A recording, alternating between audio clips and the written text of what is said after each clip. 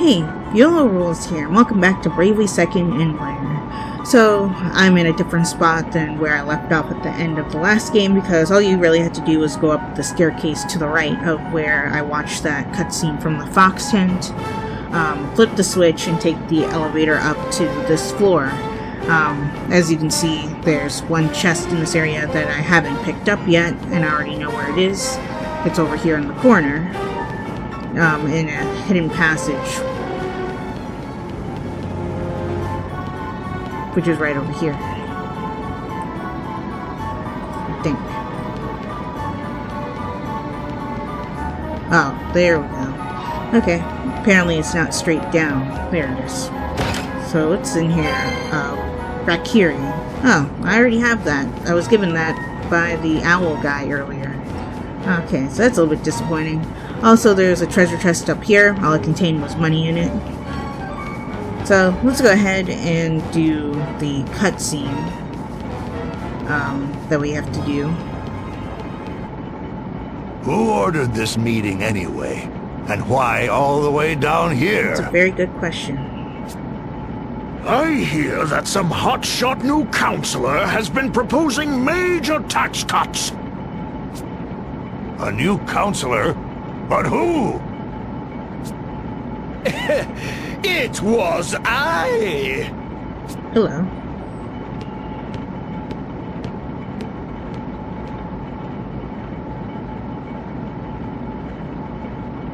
Hear ye, hear ye! Councillor Kammer, Minister of Tax, has a new proposal that he would like all of you to hear. Minister Kammer, you have the floor.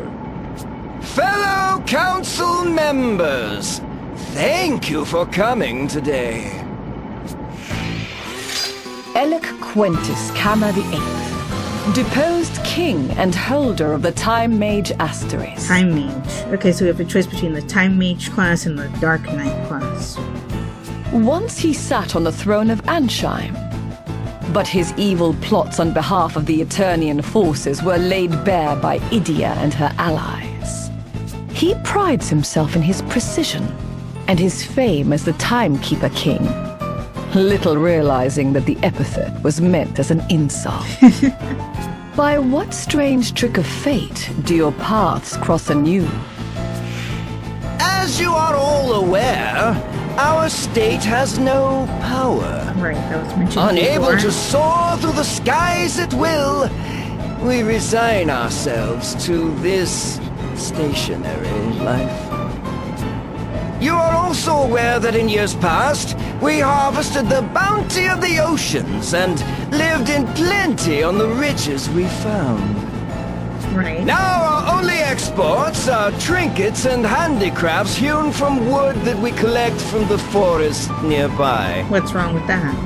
Every day our citizens, tools in hand, bow their heads in industrious toil. But the inescapable fact is, our coffers are empty. We can scarce afford even a fifth of our expenditures. Long have we boasted generous poor laws, but if we do not swallow our pride and abolish them, we shall be ruined within the month. As such, I have further refined my tax reduction proposal from last week. Stop pushing! I have enough copies for everyone. I hereby announce that 30 taxes are to be abolished. These include income tax, property tax, food tax, spice tax. Oh! Well, makes sense. A meal cost $1 million in this town. This new policy will immediately increase the gross domestic output of the nation. Stop right there! And of course, Alternis objects. An objection? Yes, what is it?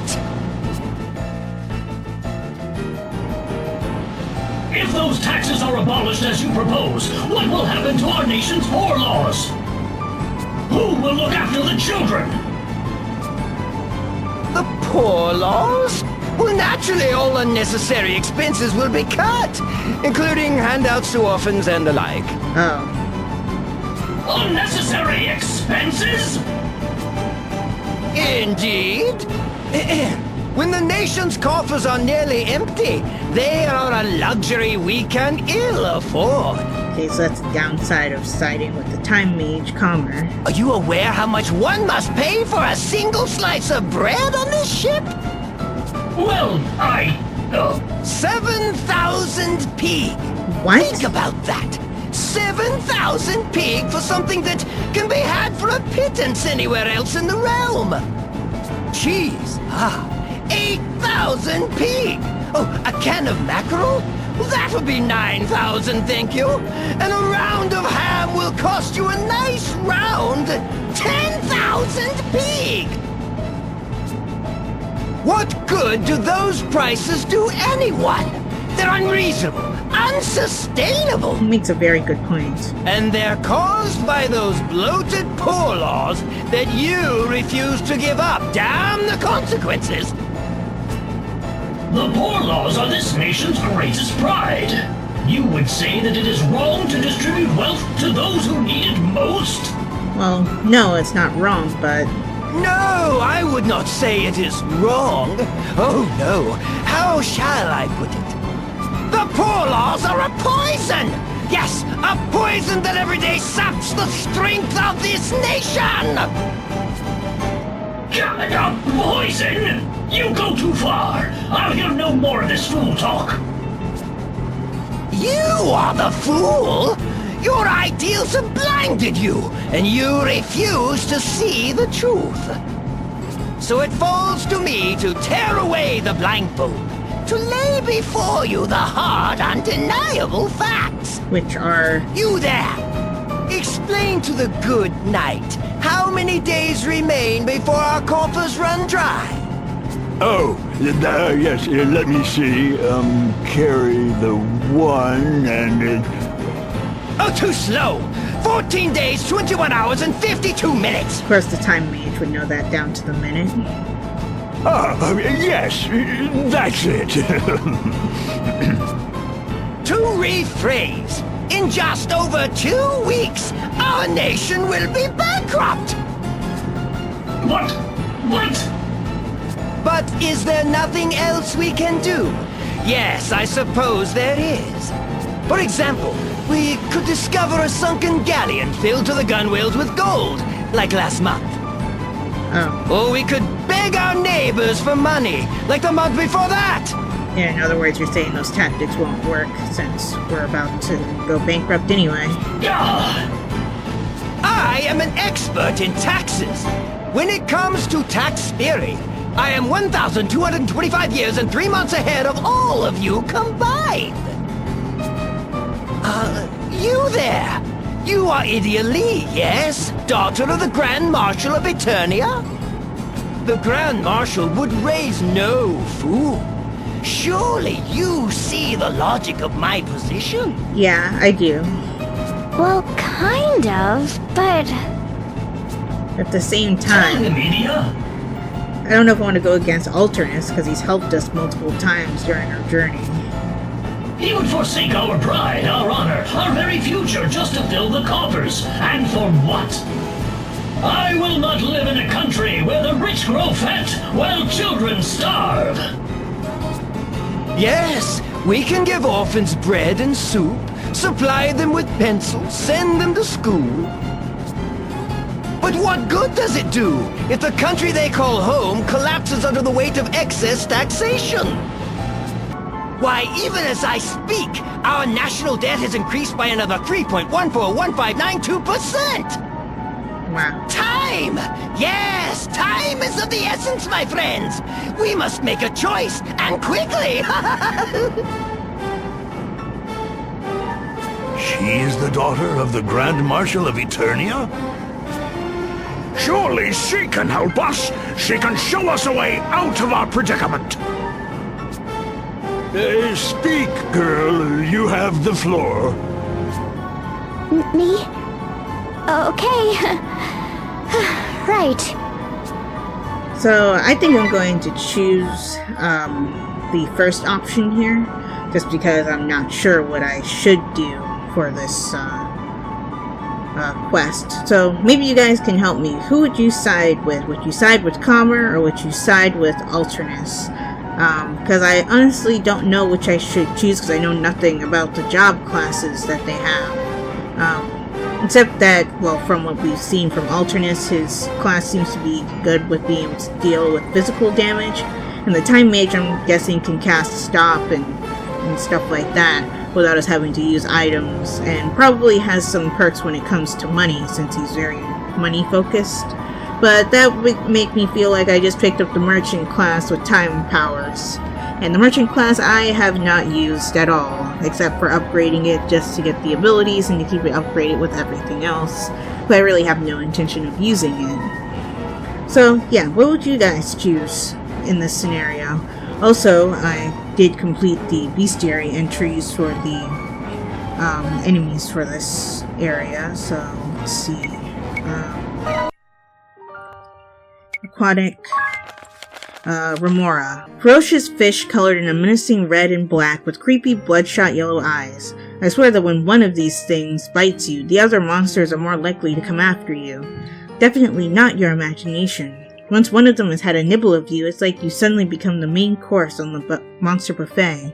Maybe they can communicate with telepathy or something? Hey, this one tastes good. Very creepy, I have to say. What you have experienced is the Remora's swarming behavior. Mighty ships have been sunk by shoals of Remoras that chewed their hulls en masse. Remora teeth appear to secrete a digestive sap, the scent of which draws others of its kind, and this entices mass feeding frenzies that do not stop until all is consumed. On the other hand, they're quite tasty, either fried or grilled with salt. Of course, Idia is into that. And here's a summary of what I just read. And Group Snap is the ability that will cause you to be targeted by other foes. Not just Remora, but any of the foes that are in the battle. So that's something to keep in mind for that. And I had one more, actually no, two more for Aquatic for this. The Monodon. A giant prehistoric fish with a huge horn or something. Ferocious, needless to say. When we encountered it, I could have sworn I'd seen something just like it before, and now I finally remember where. Really? Where? Buried in a rock at the top of a very high mountain. That doesn't make any sense. A sea creature like the Monodon couldn't climb up a mountain. It's impossible. Do not let assumptions blind you to new facts, young man. Everyone knows that Eternia is now a land of towering mountains, but those same mountains once lay beneath an ocean. What Idia observed during her high-altitude foray was the fossilized remains of an ancient Monodon. Okay, cool. And here's a summary of them. They have a special ability called Buzzsaw, which causes your physical defense to drop. So that's something to keep in mind when you're fighting them. And Zombie Shark. A zombie shark animated by evil magic. Stinks from snout to tail. Yuck. It certainly does stink. I only hope I don't get any of it on my clothes. Tell me about it. Forget its teeth. The smell alone is enough to knock you out of a fight. Seriously. Words simply cannot do justice to how awful it is. I do wonder that if you do get into a battle full of zombie sharks, if it will actually cause you to flee the battle automatically. That would be interesting. Maybe that's a good thing. Some things are best left to the imagination. Sharks cannot excrete urea very well.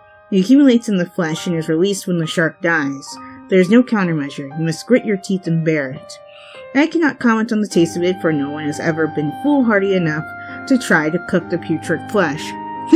Right, no one's that stupid. No sir, especially not me. Nope, not even a nibble with garlic. Really, Idia? Apparently, Idia tried to eat the zombie shark. That's disgusting. And it has a special ability called Bang Rush. I never encountered this, but it strikes all its foes with its sharp, sword-sharp teeth. I guess that either just deals a lot of damage, or maybe it cuts your physical defense as well. Warning, do not, I repeat, do not try to eat it, even roasted with pepper and garlic. Okay, and the other one that I had in this area were the automatons. So, where is that? Yeah, here we go. Automaton, a self-propelled mechanical soldier developed by the Alternian forces. Watch out for his powerful rocket punch. So, this is the automaton that the Duchy designed. They're a vital part of the Duchy's battle forces, along with the ice golems that are put together using sorcery and the natural permafrost in Eternia, and the Dagons that are raised in special farms to be bound with dark arts and used as familiars. I heard that everywhere Eternia took attacks from the Empire, people spotted automatons and Dagons fleeing with the wounded soldiers, helping them escape. They've got their main physical attack, Rocket Punch. It slams into all their opponents at once. Yeah, I remember encountering that in battle. Then there's Limiter Rescission, which allows an automaton to sacrifice its own physical defenses in order to hugely boost its physical attack power. I didn't see that one, and its self-repair means it can even restore its HP. Not by much, I did encounter that. They can only restore it by 440 HP. Any one of those abilities would usually be a pain. Put all three together and you've got yourself an unstoppable artificial soldier. This is a Spartan? It can't be, but the resemblance is. Apparently, Altair remembered something from that.